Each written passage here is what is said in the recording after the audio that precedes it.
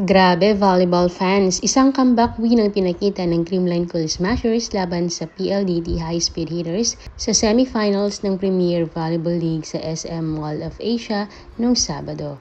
Sa isang dikit na laban, nakalusot ang Creamline sa 5 sets, 22-25, 27-25, 19-25, 28-26 at 15-10. At isa sa pinakamalaking kwento ng game ay ang pagbabalik ni Gemma Galanza. Sa simula ng laban, ramdam ang pressure mula sa PLDT. Nakuha nila ang first set sa 25-22 na score gamit ang kanilang aggressive offense at consistent execution. Kahit nakipagsabayan ng Creamline, kulang pa sa rhythm ang kanilang lineup. Sa second set, dito nagsimulang mag-adjust ang Creamline.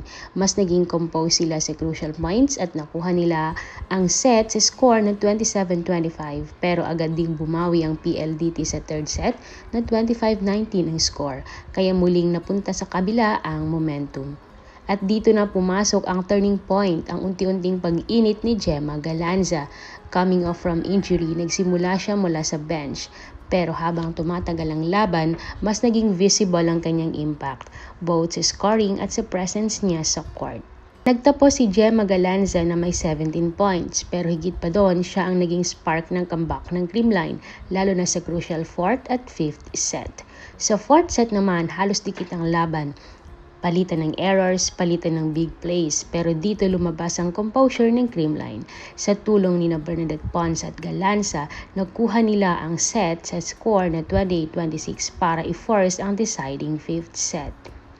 Pagdating sa 5th set, mas naging kalmado ang Creamline. Mas naging mabilis ang kanilang recovery after ng errors nila. Isang bagay na paulit-ulit na binabanggit ni Coach Sherwin at ng team nila.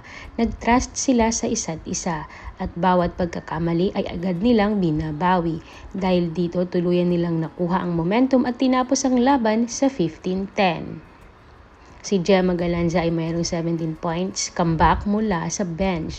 Si Bernadette Pons, crucial support sa key stretches. Strong team composure at mental toughness sa end game ang nagpanalo sa kanila.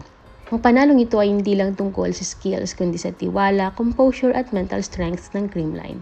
Sa ilalim ng system ni Coach Sherwin Meneses, malinaw na tutunan ng team kung paano mag-reset agad after errors at manatiling kalmado sa pressure moments.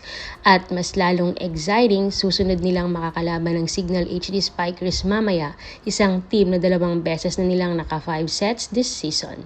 With Gemma Galanza back in form and the team regaining its rhythm, mukhang handang-handa na ang Creamline sa mas mabibigat pang laban. At kung ganito ang composure nila, expect another long, intense battle sa susunod na round. At yun lamang mga ka-volley, and please don't forget to subscribe on my channel and like this video for more volleyball updates.